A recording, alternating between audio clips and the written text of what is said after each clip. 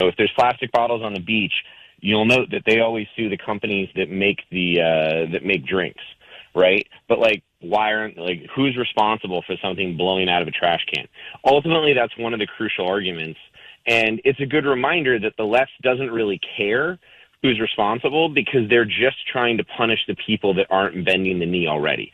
If you're already getting rid of plastic straws, if you're already replacing all of your oil and gas with solar panels, you notice they don't sue you. But, my favorite is, to really drive home the fact that this is everybody. The left is suing JBS, which is one of these meatpacking companies, for saying that they would be net zero, but still selling beef.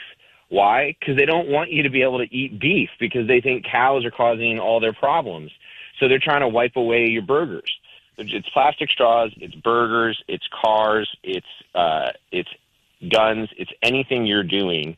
They got a lawsuit for that, and it's and ultimately you need courts to say you don't have standing. You need courts to say this isn't something courts are supposed to solve.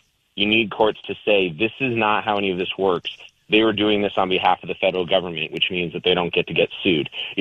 It's a lot of different defenses, but they all come down to the same thing, which is if we don't wise up, they're going to take away all the things in front of you, even though you keep voting at the ballot box and they keep losing at the ballot box.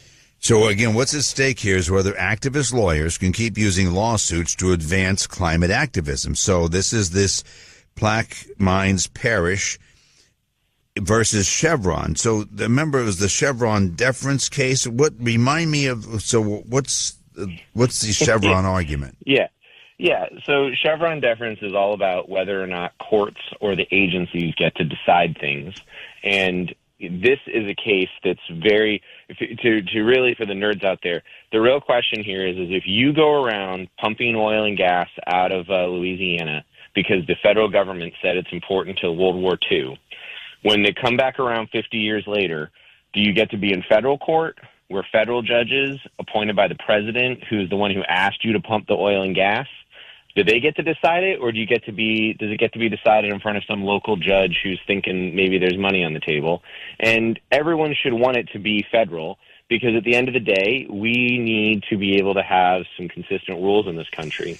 So everyone should be rooting in January for the energy companies. Everybody should be rooting that these activists, take a loss. And everybody should be aware that at the end of the day, the left's game plan is to come around, and even if you produced aviation fuel for airplanes on aircraft carriers during World War II because the federal government said, please, please, please, they'll try to come back around and bankrupt you over it because they don't like that you're making the wrong product. So it's the two things here is if you want it to be said that then, and this is coming up, you said January? It'll be most likely be set in January. They just set the December argument calendar. This case should be in January. So you want them to say that it has to be before a federal judge, but then you get into, district, the federal district justice, District 9 or whatever, circuit, whatever, the Ninth Circuit Court of Appeals. You got to, excuse me, I had to sneeze. You got to watch court shopping, though, even if it's at the federal level. Yes, and that's where we are very lucky in these cases. If it's not in state court, it's going to be before federal judges appointed by President Trump and in the Fifth Circuit, which is one of the most conservative courts in the country.